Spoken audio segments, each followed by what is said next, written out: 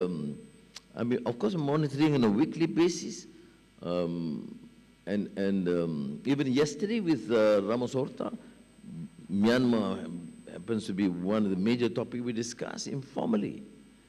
So I think let us move on.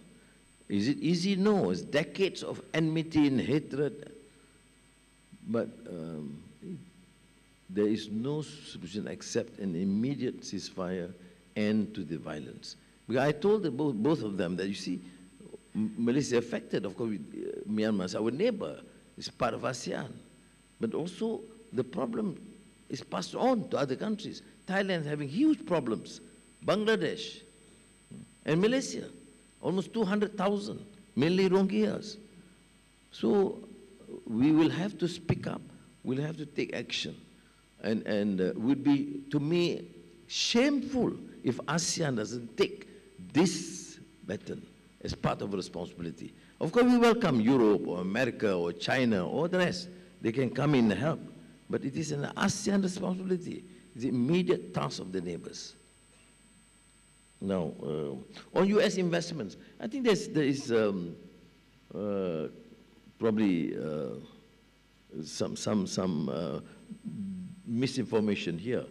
U.S. investments cumulatively is still #1 in Malaysia.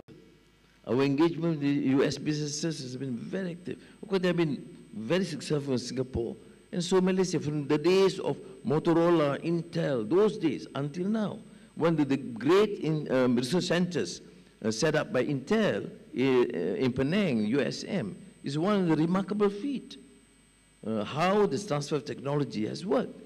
And in our Kulim High Tech now, which brought in Infineon and Google and Microsoft, etc., many of the startups were manned by local Malaysians, trained by the initial American investments here through Intel and the rest. So almost all in NVIDIA, Microsoft, Google, AMD are all here. And many countries, ASEAN, in Thailand, in Indonesia, and Vietnam, and Philippines, and we do encourage our relations with the ASEAN U.S. Business Council, Malaysia U.S. business groups are extremely cordial. And as I told you, ConocoPhillips was here yesterday, very bullish about investments in Malaysia, very committed, wanted to expand into Sabah, and we actually welcome their expansion into Timor-Leste. So I think, let me be clear here that notwithstanding some of our differences on the issue of foreign policy, cannot be too exaggerated, because the bilateral relations remain strong. And ASEAN, without exception, in all our deliberations, though we want to ensure that our working relations and bilateral relations with China remain strong as strong neighbor, huge economic potential, and to ensure security of the region, our traditional relations with the United States, to us, is pivotal.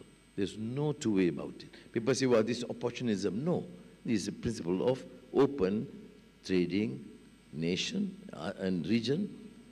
Is a principle of centrality that is now adopted by ASEAN, and that means our not only continued engagement, but aggressive engagement with the United States, with China, with all countries, and now EU. We are getting much closer. I mean, thanks to Trump's tariffs, I think that has led the EU to be more closer to other regions. Otherwise, to EU, just EU, probably United States. I mean, the foreign minister does not like my comment on this, but then I'm just saying it aloud. But what the point, the important thing is that EU is getting much closer to ASEAN now than ever before. Thank you. Thank you. Unfortunately, time does not permit. I'm at liberty to inform you that the Prime Minister actually literally has to fly off to Johor Bahru for another international event. Prime Minister, on behalf of ISIS Malaysia, ASEAN ISIS, we express our profound thanks and gratitude for this wonderful moment. Thank you very much.